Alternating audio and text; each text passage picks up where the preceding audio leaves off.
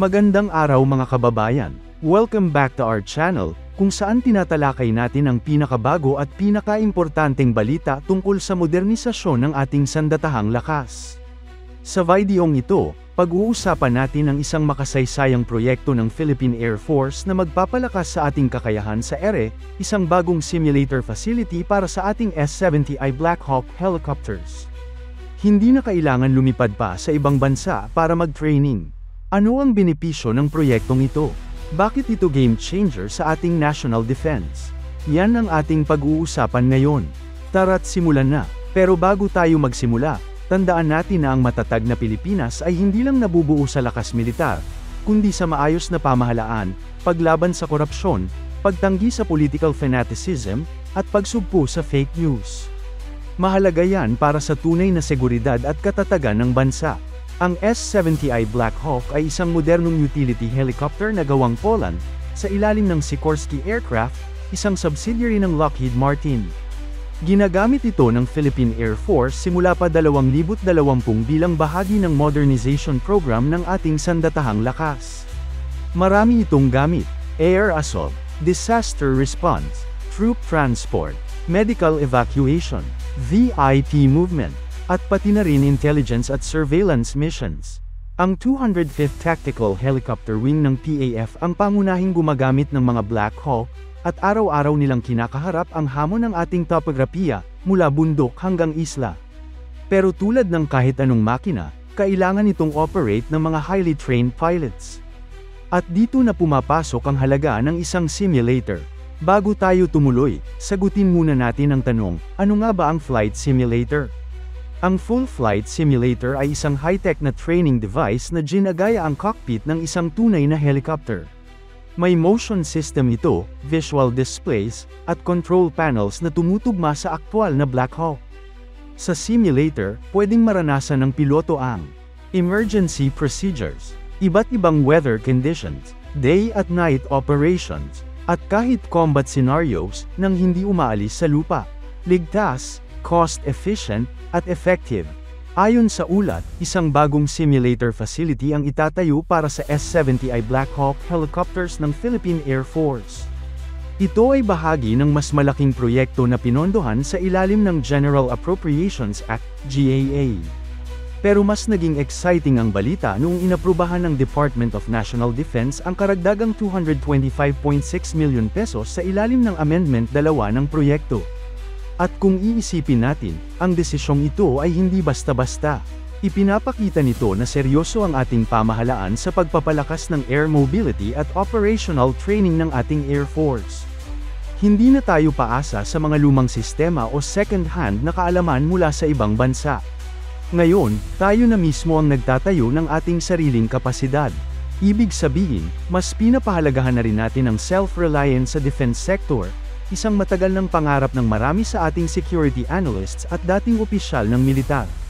Dagdag pa rito, ang pagkakaroon ng simulator facility ay nagbibigay rin ng bagong oportunidad sa mga lokal na inhinyero, technicians, at experts.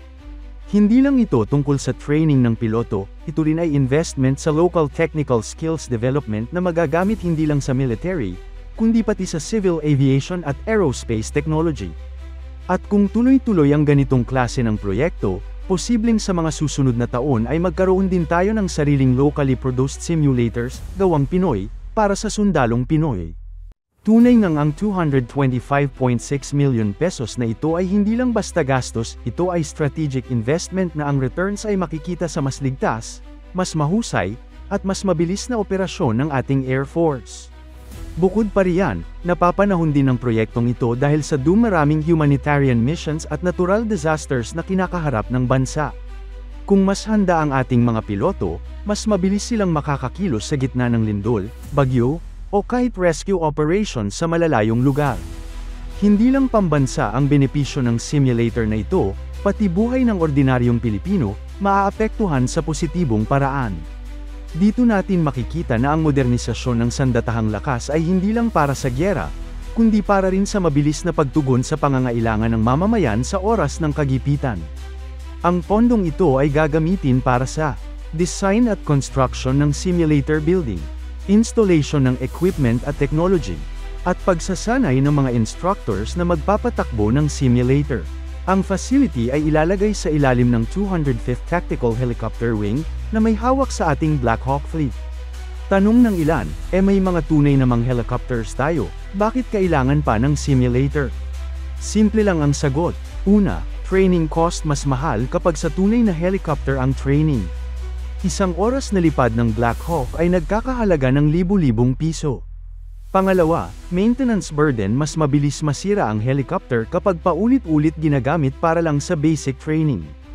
Pangatlo, safety sa simulator, pwedeng mag-practice ng emergency landing, engine failure, o combat response, nang walang risk sa buhay o makina.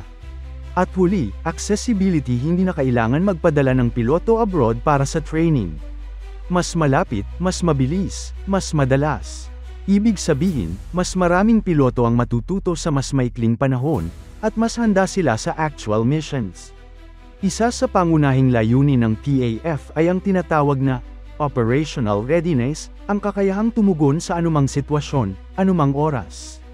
Sa pagkaroon ng Black Hawk Simulator, inaasahan na tataas ang pilot proficiency, bibilis ang response time sa disasters o threats, bababa ang accident rate, at lalakas ang overall capability ng Air Force. Hindi lang ito tungkol sa training, ito ay tungkol sa readiness to defend the nation and save lives. Ang mga piloto ay hindi na basta-basta lang trained sa theory, kundi prepared sa kahit anong real-world scenario. Ang simulator facility ay hindi lang para sa kasalukuyang henerasyon ng piloto. Ito ay pamana sa mga susunod pang dekada ng mga aviators ng Pilipinas. Kasama rin dito ang standardization ng training procedures, mas madaling integration ng bagong aircraft, at posibleng pagsasanay ng mga allied countries sa future. Kumbaga, magiging training hub ang Pilipinas pagdating sa rotary wing operations, lalo na kung tuloy-tuloy ang modernization. Sa panahon ngayon na maraming geopolitical tension sa rehiyon, ang pagkakaroon ng ganitong klaseng pasilidad ay hindi na luho kundi pangangailangan. Sa bawat helicopter pilot na mahusay ang training, may isang komunidad na ligtas. Sa bawat helicopter na napreserba sa simulator training, may 1 milyon sa pondo na natipid. At sa bawat desisyong tulad nito, isang hakbang tayo palapit sa isang mas matatag, modern, at ready na sandatahang lakas ng Pilipinas. Kaya sa mga kababayan nating sumusuporta sa Philippine Air Force, ngayon ay panahon para mas lalo pa nating iangat ang kumpiyansa sa ating sariling kakayahan. Dahil pag mas handa ang piloto, mas ligtas ang bansa. Kung nagustuhan ninyo ang topic na ito, huwag kalimutang like ang video, mag-subscribe para sa mas marami pang updates tungkol sa Philippine Defense, at i-share ito para mas maraming Pilipino ang ma-inspire sa mga bagong hakbang ng ating sandatahang lakas. Hanggang sa susunod, mabuhay ang Pilipinas, mabuhay ang sandatahang lakas.